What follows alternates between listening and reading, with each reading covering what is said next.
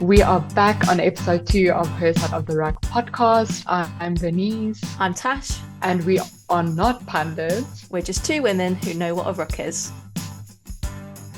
So, this week we'll be doing things a little bit differently. So, we'll start off with our rugby confessions and then move on to our exclusive segment penalty, yellow card, red card, and then move on to our moment of the week and then dive a little bit deeper into all the quarterfinal actions, top eight, as well as Tash and I's predictions. Really exciting week of rugby ahead, but we've just got to look back briefly at Europe this weekend in the EPCR Challenge Cup and the Investec Champions Cup. Bath Rugby fully deserving to win the EPCR Challenge Cup on Friday night. They basically dominated Leon. Leon looks a bit tired and Bath were really up for it, so well deserved to them. Will they kick on to get the triple in the Gallagher Premiership? As someone who's a Leicester Tigers fan, I hope not, but they really deserved it. And under Johan van Graan, they've just been class. There's been a real transformation in the English side since 21, the 22 season. So congratulations to Bath Rugby on it being the EPCR Challenge Cup winners. And then to Bordeaux, who were the stronger side against Northampton Saints on the Saturday night in the Investec Champions Cup. I do think Saints really clung on, really stuck up for the battle, but Bordeaux, you just couldn't get through them. They were a masterclass, showed up, put on a proper masterclass. So congratulations to Bordeaux, winners of the Investec Champions Cup for the very first time. So let's move on to our rugby confessions for this week. We got sent two really interesting confessions that we are going to share with you. And one of them is from a woman who has been watching rugby for 19 years. And she said, I've been watching rugby for 19 years, but I've worked in it for four. And I still don't understand what 50% of it is. And then she said in another response saying, continued, actually, maybe 6% at a push. I feel like the confusing bit is the scrums. Do you know what I mean? I just, I do get you, and I think rugby has evolved so much over the past years, and it's gotten so technical. Like when you Mm. look at the law changes and when you look at just like the breakdown as well, I think there are so many laws at the breakdown, and like you said, the scrum. So I do get where she's coming from. And I think also, if you look at different competitions, there are different laws across competitions as well. Mm. So, for example, the URC hasn't adopted the 20-minute red card law, No. whereas if you watch something like the Super Rugby, they have adopted that. So it's the law where if you get sent a red card, then you only go off for 20 minutes, whereas in the URC, you go off for the full remainder of the game. Whether it's Mm. 10 minutes of the game or 50 minutes, you are off for the remainder of the game. Whereas with other laws, all of the competitions adopt the other laws. Yeah. So, for example, the 50-22, the URC has adopted that, as well as the Gallagher Premiership and also the EPCR and Investec Champions Cup, as well as the Super Rugby. Mm. So I can definitely see where confusion might come in. It's difficult, and rugby has evolved so much over the past, I think, 4 or 5 years.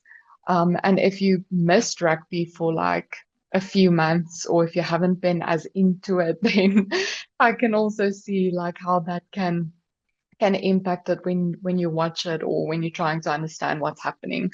So much changes, as you say. If you're not following along with it with a detailed eye, you could be like, wait, this was different 2 years ago. And I remember there was a rule change. I think it was about how you could do the driving more from 2020 season into the 2021 season. I remember Exeter Chiefs when they did the double. So they won the Gallagher Prem and they won Europe for the first time. They've never done, I don't think they've done the double since. And I was living at Exeter at the time, and that's what Chiefs were known for. They were known for just punishing their opponents in the final 5 meters before the try line.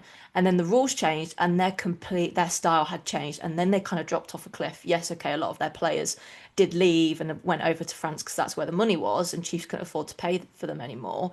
But they're an example of a team that were massively impacted by the rule changes. I also think if you have never played rugby, getting to grips with the rules, I think it's always helpful when you go to a rugby match with someone who knows what the basic rules are. And I do think when you go to live matches, there have been initiatives where they have broken down what's happened and it's gone on the screen to explain what's happened. And I know in some stadiums you can get like the ref radio to hear the ref if you're not watching it on broadcast, which is the benefit of watching it in broadcast versus watching it in a stadium. Because a ref could make a decision, you could be upset and in the gods looking down, being like, what on earth has happened there? What's happened with that decision? So I can understand why for people, even people who work in the industry, and I know this person who has sent in this confession, and she works in operations, and she absolutely kills it flipping the stadium around for match days, and she brings a lot of energy to her role and just generally to the club that she works for. However, watching some of the guys train and some of the things do, I had to ask some of the forwards. I was like, right, so when you're doing this in the scrum, what does that mean? What is the goal of that? And that's why I think it's actually very useful when you have got broadcast and punditry panels that you've got ex-players, some that are backs and some that are forwards. I really like David Flatman. I think he explains rucks and scrums in a really engaging and interesting way. He does a lot with TNT Sports. And I think we need punditry like that in broadcast. You kind of need a mix of panelists, really, someone who's really knowledgeable about what's happening, can break it down for viewers of all levels. So for the people that know everything that's happening, are very knowledgeable about rugby union law, that they can find it engaging, as well as a fan who is brand new to the game and finds it engaging. There are still things that I have to, when I watch, I'm like, it's helpful when the ref can articulate the decision because Mm. sometimes it is still confusing, but that is the nature of rugby union. It's always evolving. That's what makes it exciting. So, yeah, thank you so much for your confession. What if you have any thoughts about, do you understand rugby union? What things about rugby union confuse you or excite you? Let us know. hersidetheruck@gmail.com. Okay, moving on to our second rugby confession. I feel like this will spark quite a bit of debate, hopefully in the comments and definitely between us. So this one was submitted by another woman. I only take rugby seriously when the Springboks play. Anything else is just for the vibes. Mm, That is so interesting. And it is such a South African thing to say. I think when you look at like ticket sales and just in general, like Springbok rugby. So anyone who's a South African would know that rugby on its own, rugby is a culture on its own.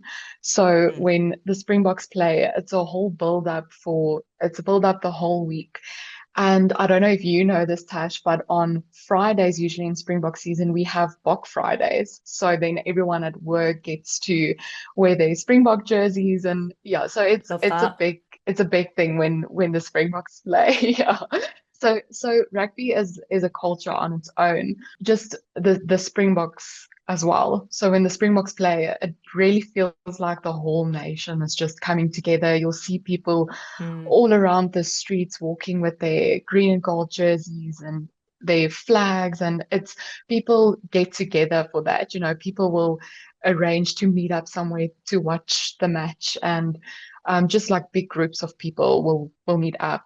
Whereas with our provincial teams, it's big and people do watch it and people talk about mm, it, but it's not the same with the Springboks. When the tickets goes on sale, the same thing happens. People literally queue from, let's say they release the tickets on 9 a.m. You will be in a queue and there will be 2,000 people in front of you because people are waiting yeah. to get tickets. So it's definitely a culture thing. And I don't know how Mm. how it works on your end. Like how is it like international rugby versus your local clubs? What I will say from a Northern Hemisphere end, when you look at the Springboks, effectively in the 2019-2023 World Cup, a lot of the European commentary around the Springboks was saying there's ever been a sport like rugby union that unites South Africa in the way that the Springboks do. And I love that as a nation. I think in England specifically, I can't speak as much on other countries that are in the UK. I think Wales were like that in the past when Wales were kind of in their golden age of like Alan Wynne-Jones, all of those types of players. But with the issues that have been happening in Wales a lot more and the success of the football team in Wales, people have put more investment in their time and money into the footy team in Wales. I would say in England, more people follow men's football than they do men's rugby. But you have pockets of regions. I would say the southwest of England is so rugby dominated. In the north of England, it's football and rugby league. So there's no rugby union teams really in like the northeast apart from Newcastle Falcons, really, which is up right at the north near the border of Scotland. And then you've got the Midlands, like East Mids, huge rugby culture in the boroughs, in the shires, all that kind of jazz. I think what I noticed living in both England and Scotland was from an English end, I've met people who are more avid supporters of their club than they are their country. There are people who will go to every single club match, are loyal season ticket holders through and through. They will always be loyal to their club before their country, even though they want England to do well. And I think that's potentially because ticket prices to go to somewhere like the Allianz Stadium is so expensive. Not the same with Scottish Gas Murrayfield. The tickets are a lot more reasonable and you've got so many more different categories that you can go. And I think that's because England rugby is a lot more corporatized than Scottish rugby is, even though there is still you still want the investment from the corporate companies because that's what goes on the t-shirt, on the front of the shirt. That's what gets pays the big bucks, really, doesn't it? That's what creates jobs. However, I suppose like a category 5 or 6 ticket to go to Scottish Gas Murrayfield for a men's Six Nations match could cost between £30 to £75. As at the Allianz, you can't get a ticket, I would say, for cheaper than 150 quid. So it does kind of isolate certain fans. As if you're a club rugby fan and you want to go watch a casual match in the lowest category seat and you're right in the corner of the stadium, you might be paying £15 to £20, which is a lot more affordable to go watch high quality rugby than going to watch your national team play. But equally, the national team is where the views come in. So I completely understand this rugby confession when they're saying I'm only interested in the Springboks because it's not just your country who is representing not just your country but your country's culture. It's the diversity of the people that live in that country. And I did not know that you had Bok Friday. I think that's really cool. I wish you would have that. We'd have England Friday. Um, I think the Prime Minister was actually talking about if England men's football won the Euros or something last year, that there'd be a new bank holiday. So I suppose that reflects English culture more. But oh, I wish maybe if England win the World Cup, maybe if the Red Roses win the World Cup in England this year, 2025. It's the summer of women's sport this summer in England, which is exciting. But yeah, love that. No, I think the Springboks, particularly in the past few years, the diversity of players that they have from all the different provinces in South Africa has reflects the nation a lot more than maybe it had done in the past. And I think England rugby is the same. You're seeing a lot more diversity in the men's England squad, and that reflects the increased investment in different pathways into rugby because there's talent everywhere. You don't know where the talent is if you haven't put the investment in different areas in your country, which is why I hope rugby union in England particularly picks up more in the northeast and in the northwest because you don't know what talent lies there that could be put into Premiership or Championship rugby in England or even the national team. So who knows? And we'll see what happens. But I don't think rugby has got a wealth at the minute, particularly in England. Thank you so much for submitting that rugby confession. I think if you have any thoughts, again, please let us know in the comment section. We'd love to hear them. If you're a Springboks fan, do you go to every single one of your club's matches as well as being earlier in the queue to watch the Springboks to get those tickets to see your guys play live? We want to know. Let us know in the comment section. Moving on to our next exclusive segment, red card, yellow card, penalty. And we've picked two again this week, which I hope creates some debate. So, Bernice, let's start with yours. Okay, cool. Let's dive in. So, the one that I've selected for this week is commentators being biased towards a certain team. So, and my take on that is a penalty. So, I think it's fine if, they do it once, like they do it in Mm, one match. Okay. And you can hear they're leaning more towards one side, which is fine, I guess. But I think when it comes to like repeated infringements and they do it time and time and again, and you can kind of say prior to like the match or prior to when they've even said anything, and they just show the names of the commentators, and that guy, he's gonna be he's gonna be biased. Yeah. Then I feel like it's repeated infringements and it's a yellow card. So if you do it once, it's fine, and it's, say for example, it's a quarter final, or it's the commentators at his home ground or in his hometown, then I can maybe look past it and then just a penalty. But I think it's when they do it every single match and they build up the reputation of, Mm, okay, that commentator is going to lean more towards the one team or the other. I don't think hmm. anyone wants to listen to someone that's going to give a biased view of one team, because you want to Mm. hear both ends of the spectrum. And Yeah, the way agreed. I always like to think of it is, if I didn't look at the screen, would I still be able to understand like what they're saying or Mm. who they're talking about or whatever? So yeah, I just think neutral grounds. Neutral grounds, once you can oversee it, twice, no, no, no. Then foul play. Foul play, foul play. I'm gonna be a tough referee on this one. I'm gonna go yellow because I have in mind both when I watch the URC and when I watch the Gallagher Prem, which commentators I know are gonna emphasize one team when they are going for a line break or a try more than another. My favorite commentator is Nick Mullins. He also does quite a bit of tennis as well, and one, his voice is just really soothing. He's very knowledgeable. Can have a bit of banter with the other commentators, but he's never biased. I've found people may disagree with that, but in terms of an English commentator, I really like him. I feel like Scotland produce some fantastic commentators, and they have historically as well. But I'm sure everybody has one person in mind where they think, as you said, Bernice, oh, here we go, here we go. I think I'm going for a yellow because the commentary, particularly if it's, say, one of the Northern Hemisphere teams is in SA and you haven't got much travelling support from whether it's an Irish team, Welsh, Scottish, Italian, whatever it may be, their opinion is going to be morphed and shaped, and the media is also going to be morphed and shaped by what the commentators say. I think that's what a lot of people came out with after the Saints Bordeaux game.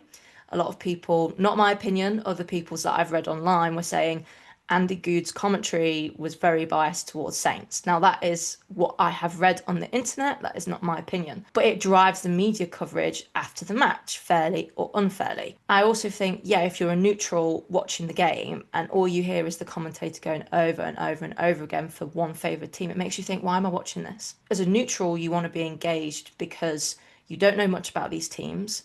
The best commentators have done all of their research, know a lot about the players, can be true to who they are. So you don't crack a joke if you're not someone who's funny. But if you're a commentator who's a wee bit funny, you're going to crack a joke. So all of that makes good commentary and good panelists. But if you are biased towards a team consistently, it just becomes a bit tiresome, especially if you're a neutral. So I'm going harsh. I'm going yellow. It's not a red. There is mitigation. It's not a high degree of danger. It's not going to affect loads of people, but it is going to cause and ruffle a few feathers. So, yellow card for me on that one. So you're being a bit nicer ref than me. I feel like if I was the TMO, I'd be like, no, it's going up. It's going up to a yellow this week. Yeah. No, definitely. If it's a repeated infringement, you can't build up a reputation. And then the moment I see your name, I'm like, I can't listen to this. No, it can't get to that point. Would you turn it off if you saw someone who was repeatedly you knew was going to like swing in one direction and you're watching the coverage? Would you turn it off or would you be like, I'm going to mute it and just watch it? I think I would still probably watch it, but it's just like I wouldn't listen to what the opinions are. Mm. So I would watch it, and it will be kind of in the background, but I wouldn't, you get what I'm saying. So Take it all in. I wouldn't take it all in. I wouldn't take it seriously, because I'll just be like, yeah, the team probably didn't do, that well, or that wasn't as good move as he's making it because he's biased. So I think also that creates such a preconceived idea. Like when you're going into the match hasn't even started. Now you already have this preconceived idea. Oh, the commentator is going to be biased towards this team. So I'm not really even going to listen to the opinions or what they're saying about the match. So that's also not good, I think. I know some people where I've seen post-match in other comments, particularly on Instagram, where people will say, and Facebook, there's people who like to have strongly worded feelings that they put out in Facebook comments, and they've said, I'm going to stop listening to the broadcast footage and just have it on the telly and listen to it on the radio instead. So I think that's interesting. If you do that, let us know in the comments. But I don't Yeah. do that. I just watch the broadcast footage when I can't go to the actual game. So that is our verdict, a penalty from Bernice, unless there is repeated infringements, and then it gets upgraded to a yellow. For me, it's a straight yellow. Straight yellow. Moving on to our next rugby confession. This one's more on the pop culture side of rugby union, and that is fans who wear other teams' colours, so they wear a different shirt to the team that they actually support because they like the pattern or the colour of the shirt. Thoughts, Bernice? I am going to be harsh with this one. Okay. So I'm going to say yellow card for this. And so, okay, so if you a South African fan and you attend a Springbok versus, let's take the Ireland match of last year, Hmm. you watch the Springboks versus Ireland match and you see someone with an Ireland shirt, you immediately know that person is from Ireland or that person supports Ireland. So no Hmm. one's going to that game just wearing an Ireland jersey because they like the Ireland green, you know? So, and the same with if you're attending an All Black match. So the people that are there, not everyone necessarily is from New Zealand, but Mm. they're definitely an All Black supporter. So, and you know it, you walk around and you're not like, okay, I'm going to think twice to ask the person who they support. You just know they're an avid All Black supporter or an avid Ireland supporter, or they are from New Zealand or from Ireland. And Hmm. I think as South Africans, you wouldn't really wear a rivalry jersey unless you lose a bet. So I remember I once made a bet with my dad. He's a very big DHL Stormers supporter, and I was like, okay, if the Sharks lose the match, then I will wear a Stormers jersey. It's fine. And we ended up losing the match, and I wore the Stormers jersey, and I like didn't like it that much, you know. But and yeah, so you're always I think you're always wondering when people walk around with a jersey of like you'll always make a comment on it. So if you Mm. see someone you know with an All Black jersey and they're not an All Black, like you would want to know why. And this other day I also saw someone with a Saracens jersey, and you kind of feel like there needs to be a deeper meaning behind that. So he either like knows someone that played for Saracens, or someone brought the jersey, like bought the jersey for Mm. him and then brought it to South Africa. So there needs to be a backstory. So yeah, I'd say yellow card. It's quite harsh, but I'd have to agree with you. I think the national team kit's a bit different in the UK because I would say the UK and the nations that form the UK are all incredibly diverse. And you've got it's so regional. So if you're not from the UK, you can drive, let me say, 20 miles and the accent will change. So, so where I live right now in Yorkshire, mhm. Yorkshire people talk like this. Well, if you're Yorkshire and you're listening to this in the comments, is this a good accent? I don't know. So they really drop their vowels. But I'm only like 80 miles down the road from where I grew up. And I suppose I've got a bit of a hybrid accent because I lived in the south and I lived in Scotland for a bit. But I would say I have a fairly neutral accent because I'm from the East Mids.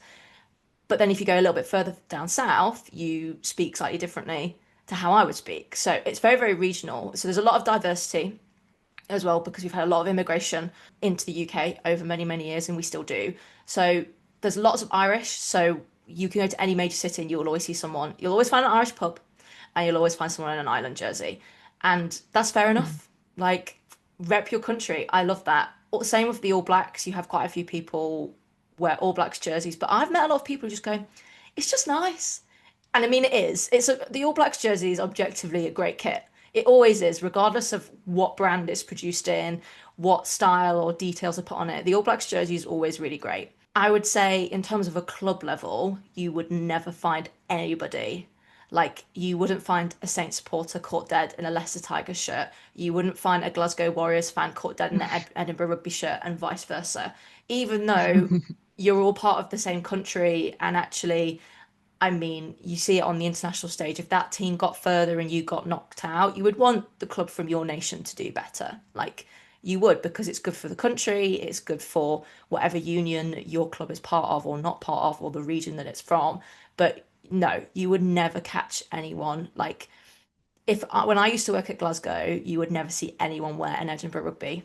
If they weren't playing Edinburgh rugby, no one would wear an Edinburgh top. You would either wear Glasgow Warriors or you'd be wearing Scotland kit. That's all it would be. And so there is a lot of loyalty when it comes to shirts, and as there should be.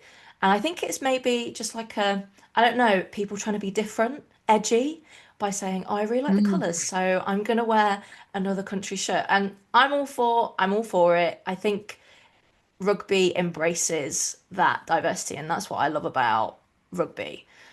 However, I would I would always wear a Glasgow shirt or a Leicester shirt. And if they played each other like they did in Europe this year, I just wore all black because I'm not going there. I was I about was, to ask, I was like, what do you do in that instance? yeah, I wore all black on that occasion, all black on that occasion. So, but yeah, otherwise, when those two separate teams play, I'm layered up in that kit. So, and I think it goes to the same for other supporters. So, I was saying it's a yellow as well.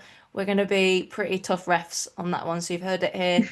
People who wear other club or country jerseys, but just for the vibes, yellow from both of us. It's the same with South African clubs, and it's good to hear that it's the same in the UK as well. But you will not find someone who's a Vodacom Bulls supporter who just wears a DHL Stormers jersey for the fun of it, or just because they like the colors. Vice versa, as a DHL Stormers Fortin. So it's interesting to know that it's the same in the UK as well. There's a lot of pride, a lot of pride, I Mm, think, when you put on a jersey, whether you're a player or you're a supporter. I think there are definitely regions, particularly in the southwest, like Bath and Bristol, aren't that far away from each other. And there's a lot of people who live in Bristol because Bath is quite a small place to live and there's not as much housing, I suppose. So you might have Bath fans living in Bristol. But if you're walking around Bristol, it's a major city in England. It's not it's not that big a deal, I guess.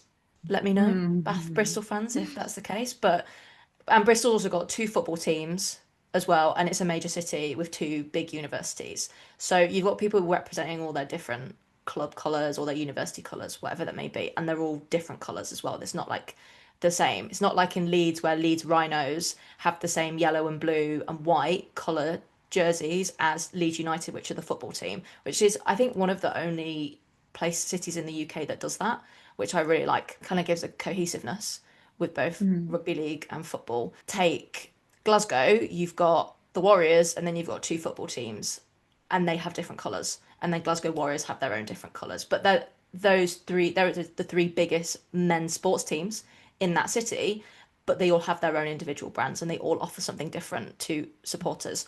So yeah, I think there's a lot of loyalty when it comes to when you're putting on your shirt, and you're not just gonna toss that aside because that's one of the big parts of sport. You invest a lot of love into it and you also invest a lot of money too. So the combination of those two, you're not just going to be like off the top wear it. Although I do know a lot of people who just love rugby and love correct collecting vintage rugby jerseys. I'm not going to make a ruling on that because that's just a different type of love for the game and love for the past of the game as well. However, you wouldn't catch me buying the brand new kit of a rival team as soon as it comes out in 25, 26.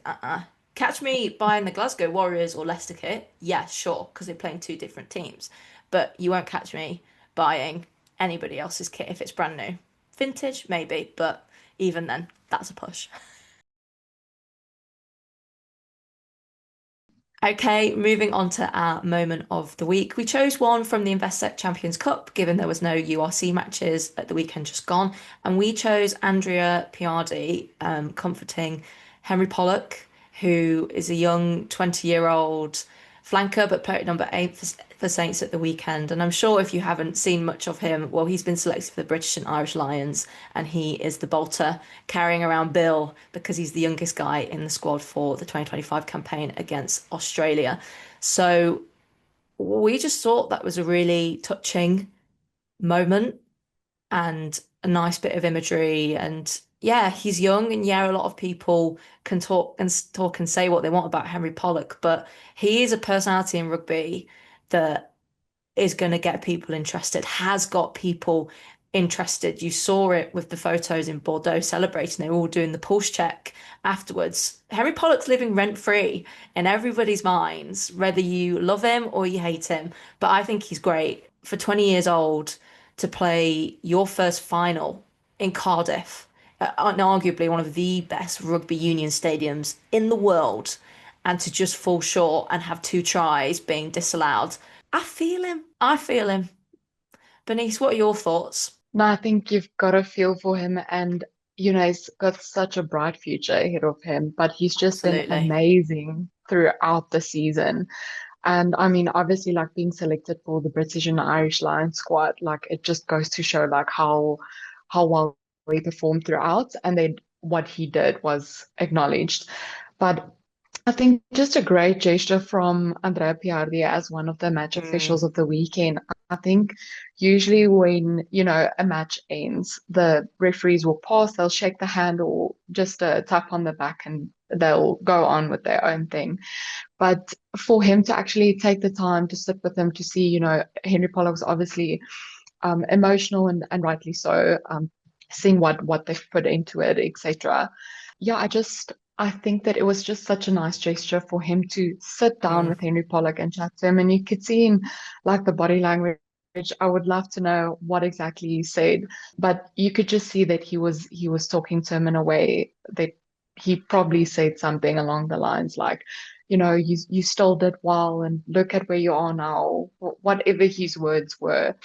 But nothing obviously in that moment would have made no. anything better. But I just think the gesture coming from an AR rather than, another player or whatever, it was just a sweet moment and greatly captured by the broadcasters. So I really loved that. So did I. And it goes to show that rugby is a community in every single level. And that's something that we always talk about on this show. So, yeah, that was our favourite moment of the week in the rugby world. So, we're going to take a quick break and we are going to move away from our segments into our next segment on the URC. We are discussing the top eight, our confirmed quarter-finalists, our matches on Friday night and three on Saturday. So, stay tuned with us. We'll be back.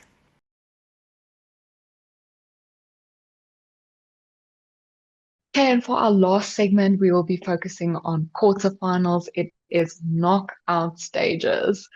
And Tash and I are so excited. So we will be talking about the top eight for this year, all of the four quarterfinals, as well as the top eight throughout the seasons. And then we will also be giving our predictions at the end.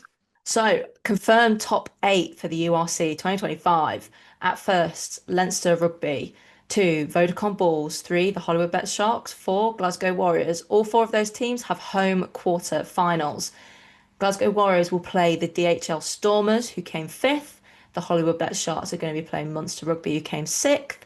The Vodacom Bulls are going to be playing Edinburgh Rugby, who came seventh. And Leinster are playing Scarlets, who came 8th. We are kicking off with Glasgow Warriors versus the DHL Stormers on Friday night, and that is a repeat. The only repeat quarter-final in the 2025 year that compared to last year. And last year, it obviously served at the favours of Glasgow, who won 22-10.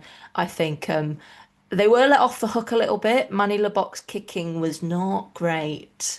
There were a couple of times where I thought, when I was watching in the stands doing the coverage, because that's when I was still working there, being like, oh, he's going to get this and he's going to get this in. He just slices it, just misses it. It seemed like he didn't have such a confident performance, but I feel like Scotstoun can do that to people. It's a unique environment for any team to go and play that because it's not actual grass, it's an all-weather pitch. So if you're not used to playing in that setting, You don't know where the bounce of the ball is, and obviously Glasgow play that all the time. They train on that pitch because they don't train anywhere else. They train at Scotstoun. That is the hub of the Warriors. The wind on the west coast of Scotland is a different beast.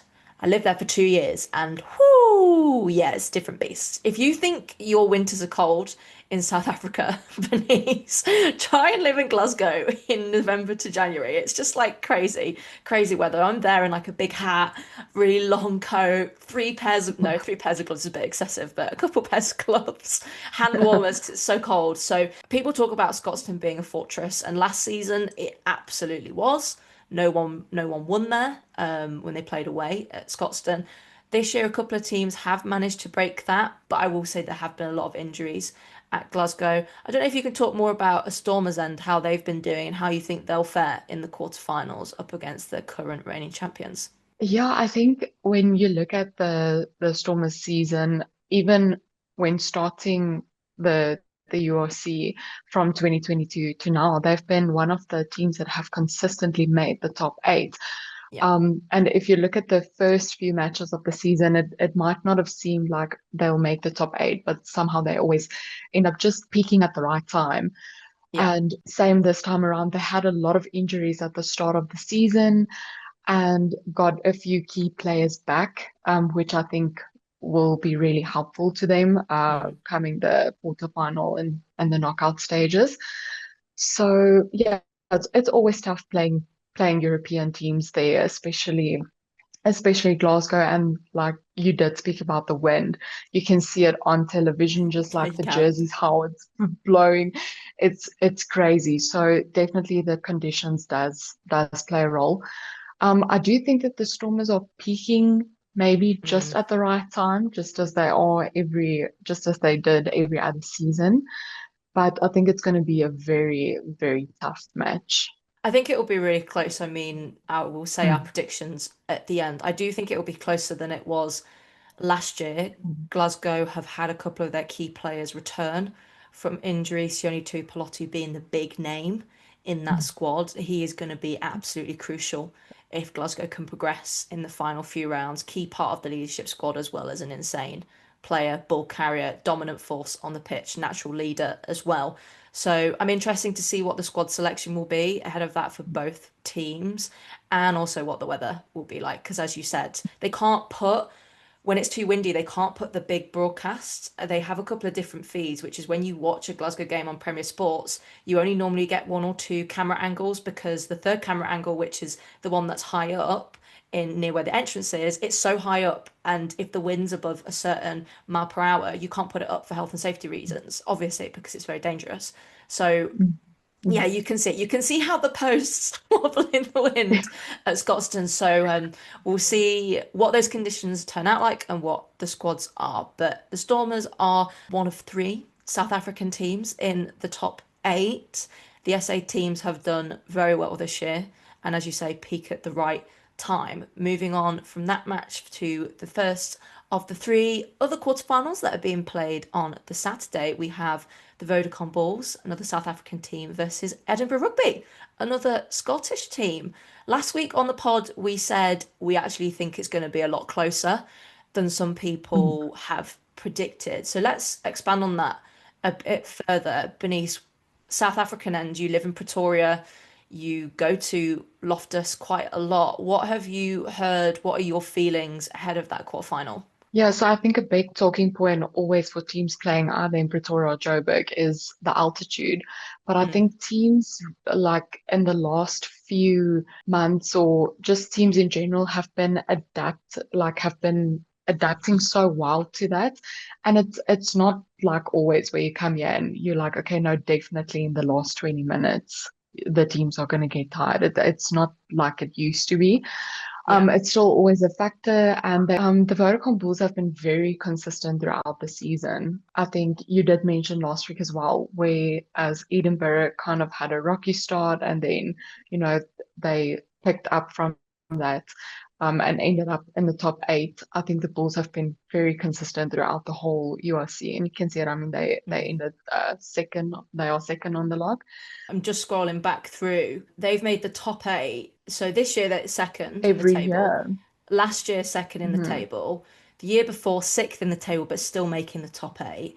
The year that the Yeah. Stormers won it, they were fourth in the table. So they have been in the top four out of 4 years of the URC. And then even on the year that they were in the top four, they were sixth. So it's not even like they were struggling at the bottom. They have been, as you said, consistent performers.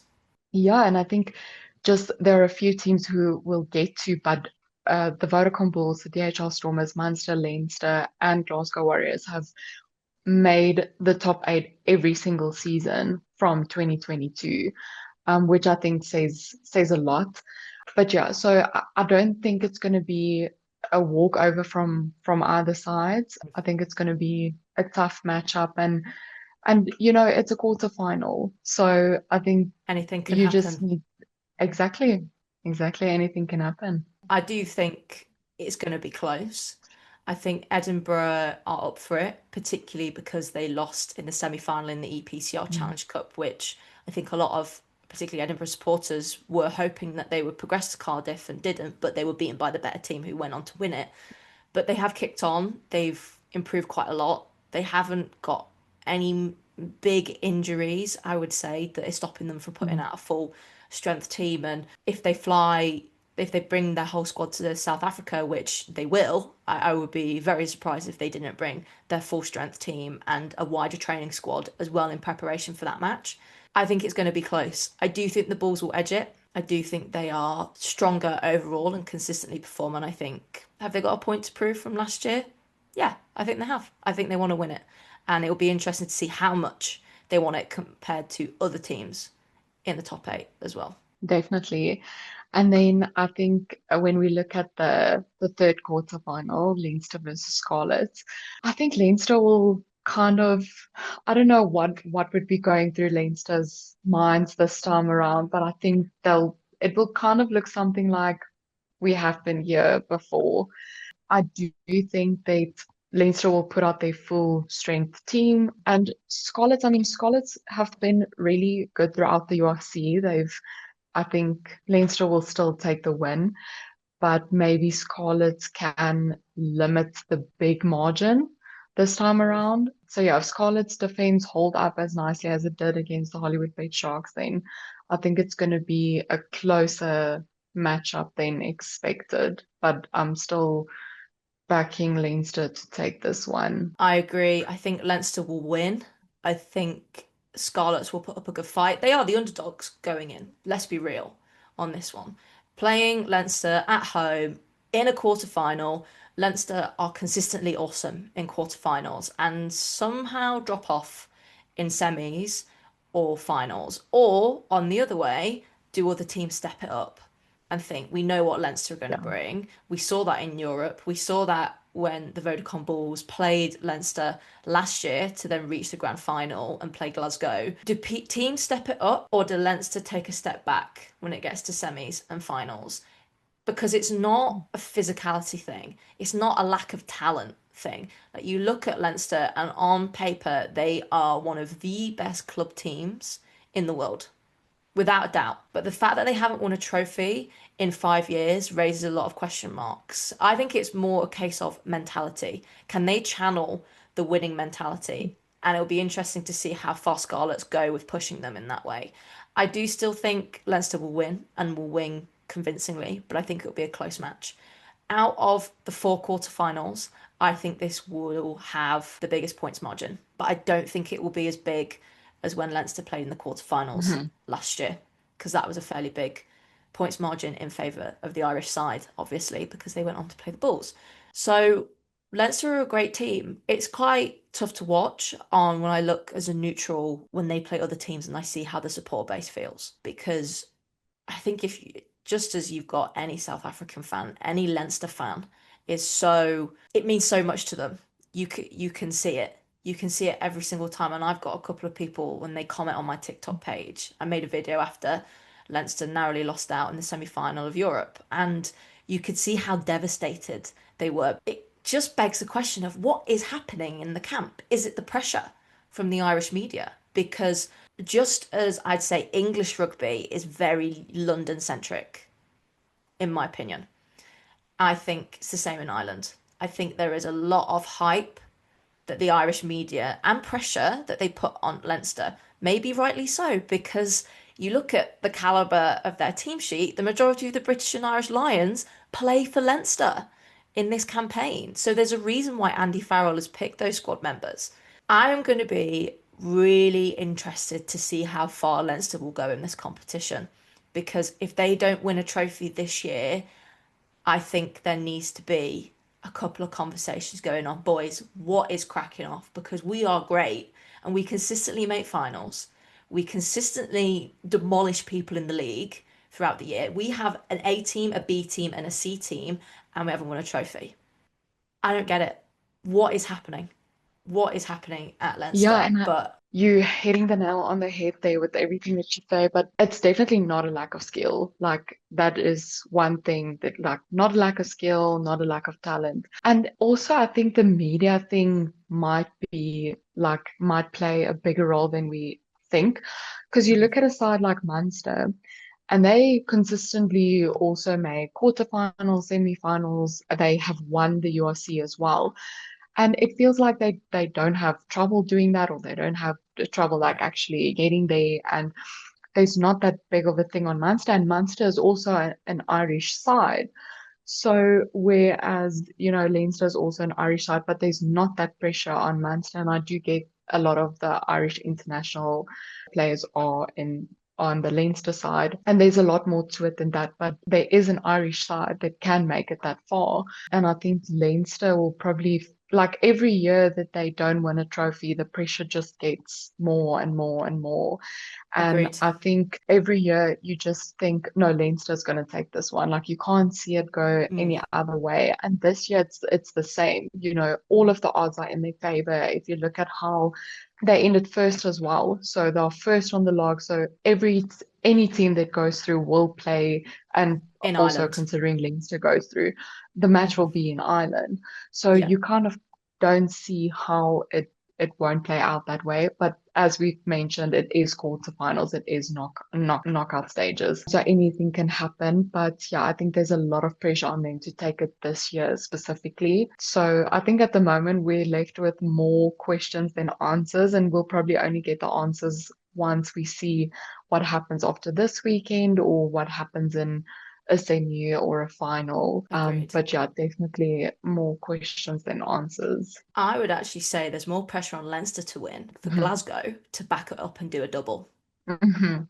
Because Definitely. no one's won the URC twice, which is what makes it such a great competition. Yeah, Mm. we've listed the teams that consistently get in the top eight every single year, which is great, and it shows how good the coaches are, how good the Yeah. setup is, and the determination of the players to be consistent and continually improve at club level, but also at international level as well. And they take what they learn on the international stage back to club rugby and bring that to the Yeah. URC, which is why I love this league. But there's more pressure on Leinster to win the URC compared to the Bulls proving a point and saying we can do it, and for Glasgow to back it up. Because for Glasgow, they're going to have to take the hard route. If they progress into the Yeah. finals, they're Yeah. playing away after the quarterfinals. So if they hypothetically beat the Stormers on Friday night, they are going to have to play away for the semi-finals and the finals, just as they did last year. They took the hard route to win, which honestly is the Glasgow way. But Leinster have the Mhm. easier route into the final, but arguably there's more pressure on them. If you have any thoughts on this, let us know in the comments section because we want to hear from you. And if particularly if you're from Ireland and you live there, or you're a Leinster fan or a Munster, Connacht, or Ulster fan, we want to hear your perspectives on this. And is it the media? Is it the media pressure and the discussions around Leinster, in words of other people, bottle it or choke it, in the words of other people on the internet? Is that what is getting to them? We want to know. Please let us do know. Right, moving on to the final quarterfinal, which we both think will be probably the closest, though there is Yeah. a big advantage. Hollywood Bet Sharks playing at the Shark Tank, but Munster, as we've mentioned, play very well in the Yeah. quarterfinals. We have a Shark supporter in Bernice. What are Yeah. you So feeling ahead of that? see, I think Munster have just been like so good in finals, and it just seems like they can take the pressure so well. Just seems like they absorb the pressure and they just make Mm, something good out of it. And I think whereas the Shark and Munster hasn't like they haven't had the best season in the URC. No, But I think there is a lot at stake for them. You know, it's Peter O'Mahony's last season. Jack Crawley would be looking to get back into the Irish side as first choice. Yeah, the Sharks, I think so. We obviously moved our focus to the URC. mm, When we got knocked out in the EPCR, you could see there was a clear, like, okay, let's focus. focus on the URC. Yeah. Hmm. And I think they would probably put a lot of pressure on themselves as well to win this match. We weren't in the top eight last year. The Sharks weren't in the top eight last year. They actually ended, I think, 14th. So there's a big difference. You can see so we also had a change in coaching staff over the last few years, and I think everything is starting to settle down. But they Mm, still in the last 3 or 4 matches of the Sharks, you could see that they're not really gelling. It seems like they're not really finding their feet. They're not finding each other. And I'm not too sure what that is or what that is about. And I think there were matches at the start of the season. They started off pretty strong. And there mm. were matches, for example, against the Vodacom Bulls here at Loftus. And that team, if we can see that Sharks team that played against the Vodacom Bulls team at Loftus that day, if we can see that team in the final against Munster, I think we will win. It will still be close. I don't think any more than 5 points in it. But if we can see that team pitch up on the quarterfinals day, then I can see it going for them. Hopefully they can regroup ahead of the quarterfinals. But yeah, the last few performances weren't too promising. So I guess we'll have to see. But this will definitely, I think, be the closest quarterfinal out of all the 4 quarters. I think it will be, and that's probably why they scheduled it at the time that they have, because it is going to be the closest competition. So you end the weekend on drama and on a big high or a lot of emotions as well. I think the URC is great at Mhm. covering the emotions of all areas of the game, the players' emotions on the field, the supporter base, the pundits and the panelists on broadcast as well. So really looking forward to seeing how that turns out. Shall we move on to predictions? The really important stuff. Let's do it. So my predictions, kicking off with Glasgow. In Glasgow, I think the Warriors will win by 7. I don't know. I've got to back my team, Oh, haven't I? I've got to back my team, no, you do, but for sure. you always got to back your team. But I think the Warriors typically kick for corner and go for Mhm. tries, as I think in knockout, it doesn't matter how you get points, you've just got to get points. So I think we'll be seeing a lot, if there are infringements, I think we'll be seeing a lot more kicking. But Glasgow love to run the ball out wide, they like to run it through the phases, kick and chase. The forwards like to chase it as well. So there's always backup. And I suppose you've got George Horn, who is just awesome at getting on the end of tries. I wouldn't be surprised if he scores in that match if he's on the bench or in the starting 15. So I think Glasgow will win by 7. Bernice, your predictions, Glasgow versus Stormers. So I got the Stormers by 3, and it might be hope, it might be a little bit of optimism. It like this and the Sharks match were the 2 games that were the most difficult for me to call from this weekend. Just because there are things in both sides' favor. Yeah. So Glasgow is playing at home. They are the defending champs, and they like running the ball, like you said. The Stormers, I just, as I've mentioned, I think they're peaking at the right time, Mm, and they have some of their key players back. Unfortunately, they've lost Damien Willemse to a suspension. I think that is unfortunate, and mm. we'll have to see who John Dobson selects in his place. But I do think the Stormers would have enough in their arsenal to pull it through. But I think it's going to be very, very tight. Say Stormers by 3. Stormers by 3, Glasgow Sorry, by Tash. 7. Yeah, I know. You got to back the South African team, haven't you? That's all right. I've got to back Glasgow. They're my team. They're my team. I believe in the Franco Smith plan. I believe. We'd love to Right. see how this how well this ages. We'd love to see. Yeah, no, I know this could age. This is going to age really well or really badly in one of our favors, or it could end badly for both of us. Who knows? Who knows? We'll see. Time will tell. Right, moving on to the Vodacom Bulls versus Edinburgh. I'm not saying this because I'm a Glasgow fan, but I do genuinely think the Vodacom Bulls will take it by 4 for me. I think it would be close. I've seen a lot of people chat about, oh, Bulls by 20, Bulls by 15. And I'm like, I don't think it will be that big a margin. I think it will be closer, but I do still think the Vodacom Bulls will win at home. I also agree, and I think the Vodacom Bulls will take the win. I say Vodacom Bulls by 8, so it will be comfortable, but I think it's still going to be a close game. The Mm, Bulls are very strong up front. We know their scrums yes. are very good. So I do think the Bulls will win it, but I think Edinburgh will also come to play. And I just think Sean Everett's also a previous South African coach, and I think he'd want to win. He'd want to silence Loftus. But yeah, I do think the Vodacom Bulls will take this one. Yeah, me too. Me too. Third quarter final, Leinster versus Scarlets. I have Leinster winning by 8. Cool. I have Leinster winning by 9. What are your Ooh. thoughts? For me, if Scarlets can pull through, as you said, like they did against Hollywood Bet Sharks, with that insane defense, you keeping the Sharks out of their own try area, that's an achievement. And yeah, okay, they didn't win, but it sets the precedent for what they could bring in this quarter final. And Leinster are a menace when it comes to switching defense into attack. They are one of the best club teams in the game that can do that. They're very clinical, they're very well drilled, and they've got some amazing distributors in the game. I genuinely think Leinster are better when they go ball through hand rather than kicking, but sometimes mixing it up with the Mm, kick can work.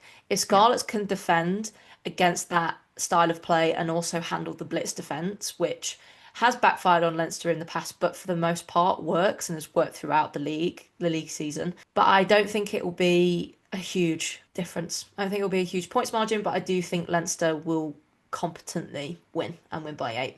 You by 9. Is that because of penalties or is that just because you felt like the number 9? I just went with the 9. I just think it's going to be comfortable. Like Leinster will win Mm, comfortably, but I don't see it being an absolute like thrasher. no. Yeah, just one, it's a quarter final, and two, I think that Scarlets will turn up because I think they have a point to prove to themselves and they'll want to show that, we can also be a good matchup against these teams and we belong in the top 8. So yeah, I think it's going to be a better matchup compared to like previous previous seasons where Scarlets might have played, and it's also Scarlets' first time making the top 8.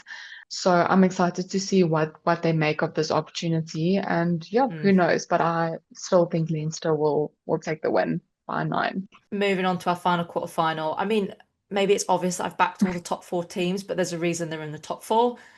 Hollywood bet Sharks by 3 for me. As we said in that earlier discussion, we both think this will be the closest quarter final. I think it's going to be the most physical quarter Yeah, final as well. If both sides put out full strength teams, which I highly doubt that they wouldn't, why would you not put your mm, full strength team out when there's a massive no, trophy on for the line? sure. But I do think the Sharks will edge it. Yeah, no, I agree. I also went with Sharks by 3. I think it's going to be a very, very close match. As I've mentioned, if the Sharks pitch up and they decide that they really want it, I do think that the home ground advantage can count in their favor. But I think Munster's going to come to play because they've just been so great in finals and they just have a way of handling the pressure so well. Gritty, And I so just don't, gritty. yeah, and I just don't think there's a lot of pressure on Munster. I'd say in that game, the pressure is on the Sharks to take it, especially with how they've played over the last few matches. I think that the pressure would be on them. So yeah, Sharks by 3. Sharks by 3. Well, those are our predictions. The quarterfinals kick off on Friday, the 30th of May, with Glasgow Warriors versus the DHL Stormers. And we will be covering that match on our socials, giving our reactions, giving our thoughts. So please give us a follow. All of our links are in the description